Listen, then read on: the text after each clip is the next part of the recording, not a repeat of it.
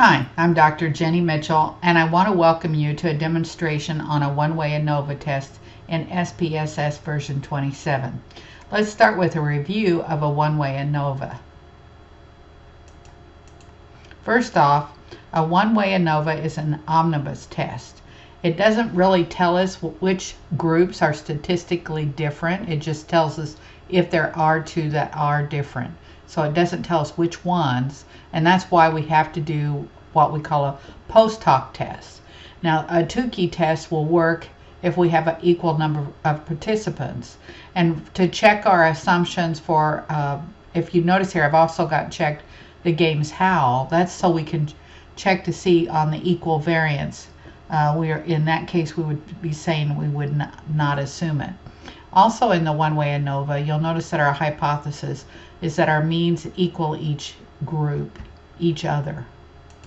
Now, if we go take a step further, when we look at the data requirements to run a One-Way Anova, remember it's a parametric test, so there's things like normal distribution, homogeneity of variances, and you'll notice here that I am checking the homogeneity of variance tests because that's the Levine test. And then while I'm here, just in case we have a violation of an assumption, then I'll go ahead and run the Welch test, and then the means plot just gives us a graph that shows us the means. So let's take a look at the situation. The situation we're going to use is that your company has timber yards in 4 regions in the U.S. and they've received complaints about your COVID-19 policies, but you don't know if the complaints are mostly in one region or not. So you're choosing randomly 5 stores in each region to collect the number of complaints, and most of them are guests who do not want to wear a mask because you've been requiring that. But and you only want it from the last month, and you want to know what's happening before you try to make a change in your COVID-19 policies. So that's what we're working with. Let me go ahead then, and I'm going to show you live on this. I've put in my data for the region and the survey of complaints, and if you'll notice here, I have already set it up so that I have my region, I put the label in, I have my values. So if I click on my, if you click on values here, you're going to see that I've put in north, south, east, and west. And then that is my ordinal. And then my survey, the complaints, I've put my label in complaints about COVID-19, and then that is the scale.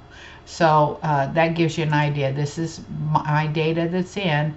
I've only used the 2 columns. You'll notice that you can see 5 complaints each from each of the stores told me the number of complaints. So now I'm going to go to Analyze, and I'm going to go down here to Compare Means, and I'm going to look at a One-Way Anova. When I go into the One-Way Anova, the complaints are your dependent and your sales are your factor down here. And we want to go into this post-hoc, and we want to use Tukey because we've got the same number of participants in each group. And then this is only we may not need this, but it's if we don't have equal variance, and we'll know that because we can run the Levine test, then that's why we would have that checked. And so then I'm going to go into my options, and I want the descriptive, so I'll get the mean and standard deviation. I want that homogeneity variance test, the Welch test just in case it's not homogeneous, and we want the means plot. So I'll continue, and then I say okay. And I've already run this once, but I'll bring it up here again because here's some other things that I think it ran it again. So here we go. So let's look at the I can just start with this one, and We have our descriptive statistics that show this mean and the standard deviation and so on. I think what I'm going to do is I'm going to move this over and show you the PowerPoint because it does make it a little bigger for you to see it. So in the PowerPoint, we're actually interested in the mean and the standard deviation, but I do have it pointed out here, but you can see, you know, these are the things that you're going to need when you're putting your output out in your actual dissertation.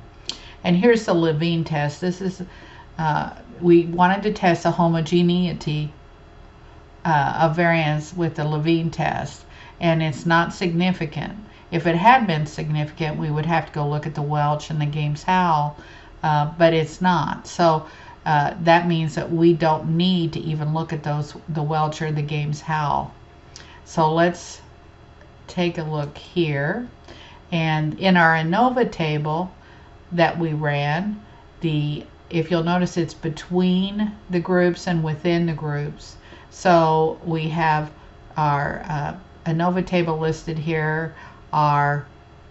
We see that it's significant. Even if this said 0.000, we would not use that in our, when we're actually listing out the information, we would say that it's less than 0.001. It's never really 0.000. If you carried it all the way out, it'd never be 0.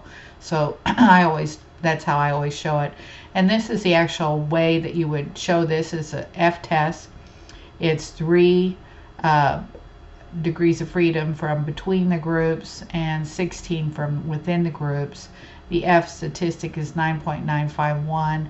It has a P of less than 0.001, so it's significant. And this effect size is 0.651. And I'm going to tell you a little, you can't pull that from this table. We have to do something else, but I do want you to know this is how you would write it up. And so then, remember the Welch's ANOVA we didn't need because we didn't violate the homogeneity of variance. So you only report the Welch ANOVA if the Levine test is significant, and it wasn't. And so, and you only use the Games-Howell test if the Welch would be significant. So, you know, we've got kind of a table of dominoes here. You've got to, if this, do that, that sort of thing. But our Levine test showed it was not significant. And so we don't need the Welch or the Games-Howell postdoc.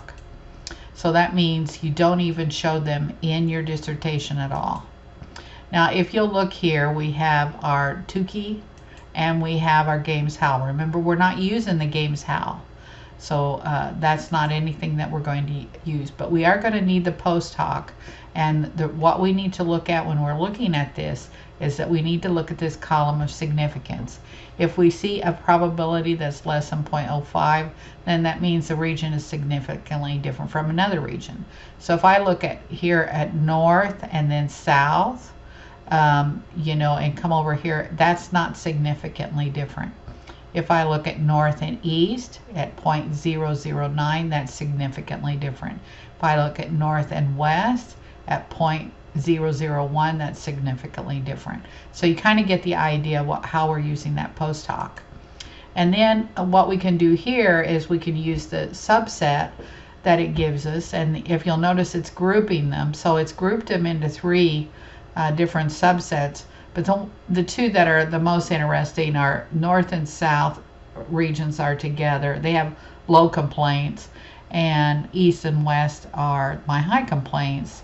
And you can see that by the mean. So you can tell that my east and west, I'm not quite sure what's going on between the south and east, why those would be grouped, but it does show that. But I noticed that the probability was fairly, you know, it's like 0.055. So I think that might have been the reason why that was showing.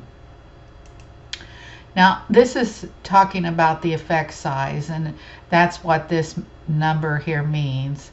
And basically, it's a partial eta squared. That's what that is, and it shows strength of association. So we can actually calculate it from our table we had there just a minute ago, where we had the between groups and the within groups. And that you can see I calculated here for you, and you'll get 0.65106. What that tells us is that 65% of the variability of complaints about COVID-19 policies is explained by the region in which the store resides. So that's what that tells you. That's the effect size. Now you actually can get the effect size. You can calculate it in SPSS. You go to Analyze, General Linear Model, Univariate, and then you're going to put complaints in your dependent box and region in the factor, and then you have to go to Options and click Estimate of effect size. And as you can see here, I've got my partial eta squared here. There's that 0.651 that we looked at a minute ago. Now, the other thing, you would write this up, and this is how I know it for now. We changed to the APA 7th edition in October 19. That's when the book came out, but our college has not adopted that yet. I don't know if it's written up any differently. This is just what I know. So I would definitely say need to review that and make sure. But essentially what you're going to do is, I know this part would be the same. This part, the part here where it's F and then the 3 and the 16, because I know that's the between and the within groups, and then your F statistic, and then your probability, and then your eta squared, and that should be a superscript. But anyway, you get the idea. Then we're showing the mean and the standard deviation as we go through, and that would be a way. Now remember, you don't say anything about the Welch or the Games Howell, because we didn't use them and we didn't need to. So make sure your dissertation follows the APA 7th edition guideline. There is a resource that you can go to. The APA has a blog that you can go to if you don't actually have the 7th edition book in front of you, but you can go to the blog and look at it. It is the latest information. I'd be really careful about where you look for information on setting up the One-Way ANOVA, because I know it's different across different colleges out there, and it's probably because they've still got the 6th edition shown. As far as I know, this is the APA 7th edition, so I took the information that we had and put it into this APA 7th edition format so you can see it. As you can see, it's got your mean and standard deviation for each of the regions. I probably might even have another line above that and say regions, so that people would know that. But anyway, we have that. The F statistic is that 9.95. You use the asterisk to show the level of probability, and for less than 0 with probability less than 0.001, we use the 3 asterisks, and then our effect size, which we calculated separately and then looked at it another way. And I tried to show you where I was pulling that information without getting it too crowded. So that kind of gives you an idea of how to do basically go through a One-Way ANOVA using a simple example, and then also how to set it up in your dissertation. Again, I caution you, because who knows what new changes might come out. Always be looking. By the time you're working on your dissertation, it might even be the 8th edition, who knows. So always make sure that we do use APA style, so make sure you look at that before you leave. Okay? Well, thank you guys for listening.